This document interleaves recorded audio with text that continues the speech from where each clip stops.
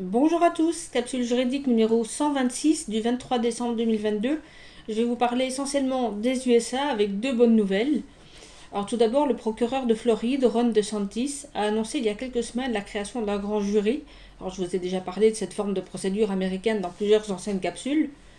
Donc un grand jury pour investiguer sur les fabricants des injections ARN messager.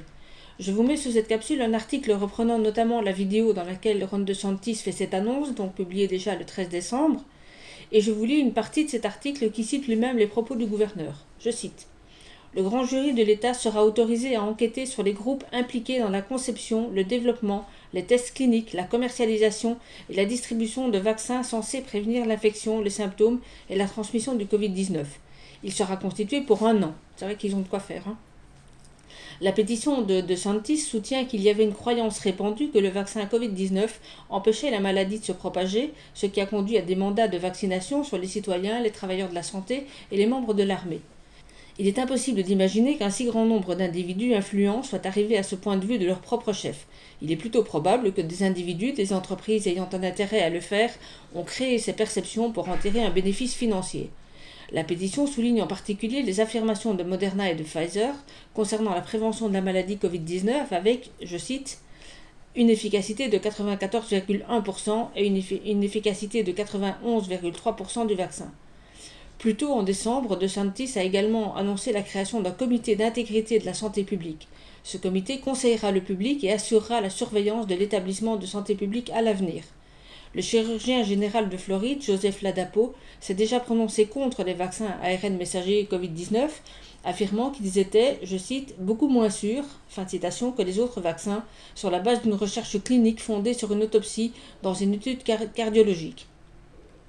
En octobre, M. Ladapo a annoncé de nouvelles recommandations concernant les vaccins ARN messagers Covid-19, déconseillant aux hommes âgés de 18 à 39 ans de prendre ce vaccin en raison d'une augmentation signalée de 84% de l'incidence relative des décès liés au cœur. Le docteur Ladapo a également mis en garde contre les risques liés à la vaccination d'enfants en bonne santé ne souffrant d'aucune affection sous-jacente. Le chirurgien général a interrogé des CDC sur Twitter. Fin de citation.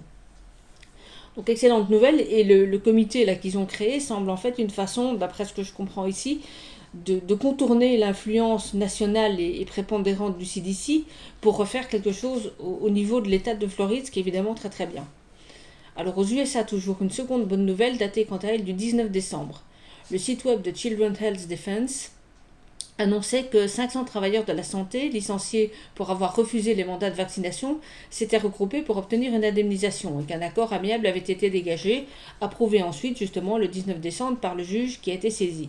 Cet accord prévoit le versement de 10 millions de dollars. En fait, il s'agit de l'affaire dont je vous avais déjà parlé courant juillet, en fait plutôt le 1er août, puisque la teneur de l'accord avait été révélée à ce moment-là, et je vous invite pour cela à écouter ma capsule numéro 85 datée du 1er août.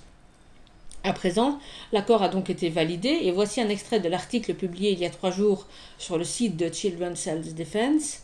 Je cite: Le 19 décembre, un juge américain a approuvé un règlement de plusieurs millions de dollars pour les travailleurs qui ont été licenciés par un système de santé de l'Illinois pour avoir refusé de se faire vacciner contre le Covid-19. Environ 500 travailleurs qui ont été licenciés ou qui, après avoir vu leur demande d'exemption refusée, ont reçu le vaccin Covid-19, recevront une compensation dans le cadre de l'accord de 10,3 millions de dollars, dont une version préliminaire a été annoncée en juillet. Le juge de district américain, nommé par Trump pour superviser le procès intenté par les travailleurs, a approuvé verbalement le règlement au cours d'une audience selon les avocats de Liberty Counsel et du système de santé North Shore. Le juge prévoit de publier un jugement écrit au cours de la semaine prochaine. Dans une brève déclaration envoyée par courriel à The Epoch Times, après l'approbation par le juge, le collectif a écrit « Nous sommes heureux de l'approbation par la Cour d'une résolution favorable à cette affaire et continuons à donner la priorité à la santé et à la sécurité de nos patients et des membres de notre équipe. » Harry Millet, vice-président des affaires juridiques du Liberty Counsel, a déclaré dans un communiqué que le groupe était heureux d'obtenir enfin l'approbation finale par le tribunal pour les travailleurs de la santé qui ont été illégalement discriminés et se sont vus refuser des exemptions religieuses du mandat de vaccin Covid. Cette affaire devrait créer un précédent pour d'autres employeurs qui ont violé la loi en refusant des exemptions religieuses à leurs employés, a-t-il ajouté. Le Liberty Council est un groupe juridique qui intente des procès pour discrimination religieuse présumée. Le groupe a réussi à obtenir la certification d'une class action pour tous les travailleurs qui se sont vus refuser des exemptions religieuses, un groupe qui était initialement estimé à 499 travailleurs anciens et actuels, mais qui a gonflé après l'accord de règlement préliminaire à au moins 519. À la date du 12 décembre, 493 membres du groupe avaient soumis des demandes pour une partie de règlement. Chaque travailleur qui a été licencié recevra 24 225 $. Chaque travailleur qui est resté dans l'entreprise, donc avec vaccination obligatoire, recevra 3 725 $. Les plaignants nommés sont en lice pour recevoir 20 000 $ supplémentaires. Marzena Novak, l'une des opposantes, a déclaré que les pertes réelles qu'elle a subies du fait de son licenciement et de la perte de son salaire s'élèvent à près de 140 000 $. Même si les 25 000 $ estimés sont utiles et seront les bienvenus, ils sont loin de correspondre aux pertes réelles subies par ceux qui ont été si maltraités, écrit Madame Novak. Fin de citation. Donc très beau dénouement par là aussi.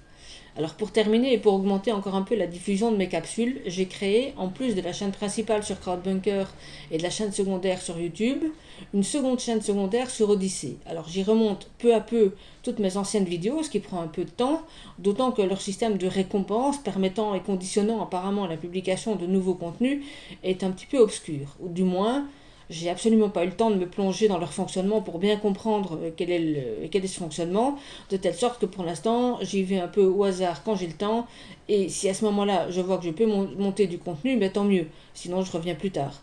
Alors si quelqu'un d'ailleurs a un lien vers une explication simple du système, je suis preneuse, parce que pour l'instant, je navigue un petit peu à vue, et donc en attendant, je mets sous cette capsule-ci le lien vers la chaîne Odyssey en cours de construction, sur laquelle pour l'instant il n'y a qu'environ 30 des premières vidéos qui sont déjà uploadées avec leur date d'origine.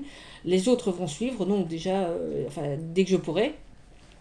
Et il semble aussi que plus vous êtes nombreux à les visionner et à les suivre, plus je pourrai monter du contenu. Donc voilà, lâchez-vous et faites tourner cette chaîne aussi. Et donc voilà, je vais la compléter petit à petit. Pour l'instant, cette capsule-ci sera montée uniquement sur Crowdbunker et YouTube pour respecter la numérotation des vidéos. Voilà, et donc bonne transition avec le fait que je vais prendre quelques jours de congé en famille, tout en tendant l'oreille, évidemment, pour noter les bonnes nouvelles qui affluent. Donc vous m'entendrez au plus tard début janvier, mais je vous ai dit ça l'année dernière aussi, et ça ne m'a pas empêché de revenir vous faire quelques capsules pendant la semaine. Donc finalement, je ne sais pas du tout quand vous m'entendrez. Profitez de vos repas familiaux si vous en avez. Essayez, comme je vais le faire, de ne pas perdre patience avec tous les membres de vos familles, le cas échéant, qui regardent BFM du matin au soir. Et tenez bon. Voilà. Très bonne fête de fin d'année à vous et à bientôt. Au revoir.